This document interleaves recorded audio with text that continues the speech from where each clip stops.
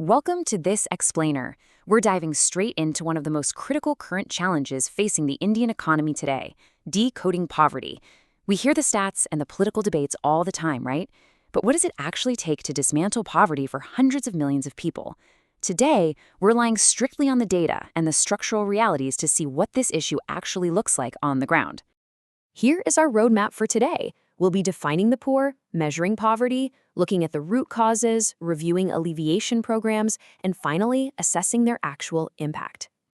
Section 1. Defining the poor. Before we look at a single government index, we really have to stop and ask ourselves, who exactly are the poor?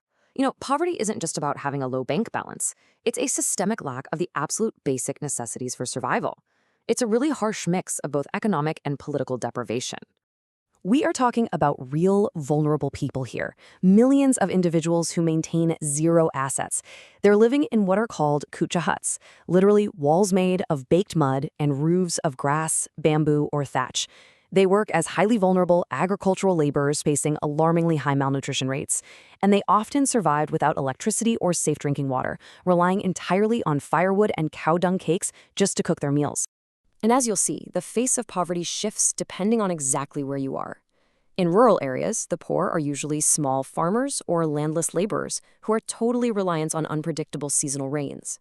In cities, well, the urban poor are largely just the overflow of those rural struggles. They're migrants desperately looking for a livelihood who end up becoming street cobblers, pushcart vendors, and rag pickers. But the devastating common thread tying them together? Zero job security and a complete lack of stable assets. Section 2. How are poor people identified and measured? Okay, so to actually target assistance, organizations like Niti Aayog need hard data. They use something called the poverty line. But interestingly, in India, while income is considered, consumption expenditure, what people are actually spending to survive, is the primary metric used to define this line. And when we calculate the exact proportion of the population living below that specific threshold, we get what economists call the headcount ratio.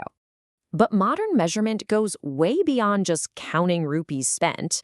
The multidimensional poverty index looks at a much broader and, frankly, harsher reality. It measures deprivations across health, education, and standard of living.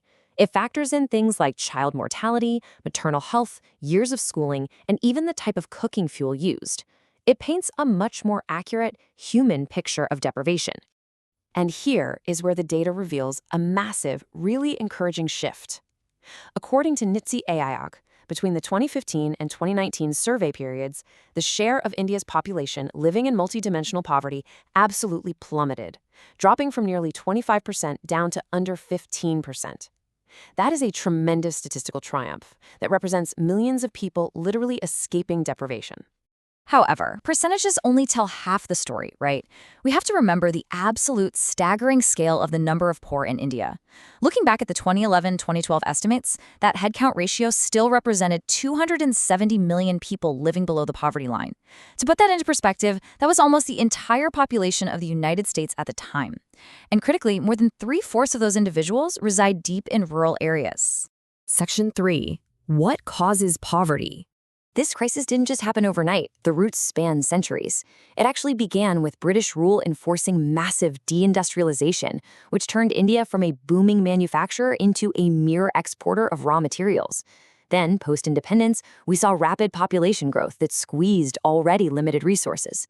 And today, well, that history translates to a steadily declining per-head availability of land, which leaves rural families with fragmented, completely non-viable plots to try and farm. But beyond history, systemic hurdles create a self-reinforcing poverty trap today. It starts with a drastically unequal distribution of land and assets. Add to that the highly casual, intermittent nature of employment and a severe lack of quality education and healthcare. The final nail in the coffin? Because the poor can't access formal banking, they're forced into chronic debt with local moneylenders who charge completely exorbitant interest rates, which just traps generations of families. Section 4. Policies and programs towards poverty alleviation. So, what are the treatments? Well, institutions like the World Bank actually highlight a narrative of triumph here. They've noted that India's targeted welfare schemes and economic reforms have successfully narrowed the poverty gap across both rural and urban sectors, actively impacting millions of lives. To avoid getting totally lost in an alphabet soup of government acronyms, we can categorize these targeted schemes into three main pillars. First up, generating employment. This is done through schemes like MNREGA, which guarantees wage employment. Second, securing nutrition, heavily driven by the midday meal scheme in schools and Poshan Abhiyan for mothers and children. And third, building rural infrastructure and housing, like the Pradhan Mantri Gramin Awas Yojana, which aims to create millions of housing units, and PMGSCY, which connects remote villages to cities with actual roads. Section 5. Poverty Alleviation Programs. A critical assessment. Now, the hard data actually paints a bit of a mixed reality.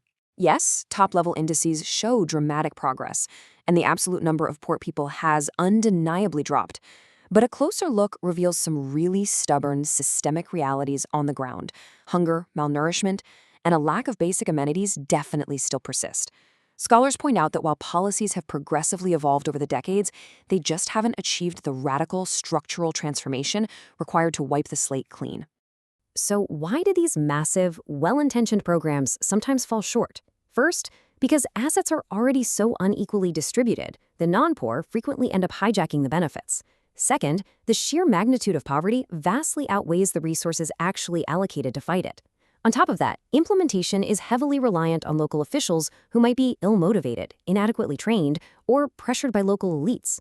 And crucially, there's often a total lack of active participation from local-level institutions to ensure the aid actually reaches the most vulnerable people. So we'll leave you with this provocative thought. Can poverty truly be eradicated without the active participation of the poor themselves? High economic growth alone will never be enough. True eradication requires empowering the poor to be active participants in their own social mobilization. Through skill development, infrastructure access, and genuine empowerment, rather than just being passive recipients of aid. Thanks so much for joining me for this explainer. We hope this look at the data leaves you with a much clearer understanding of this critical challenge facing the Indian economy.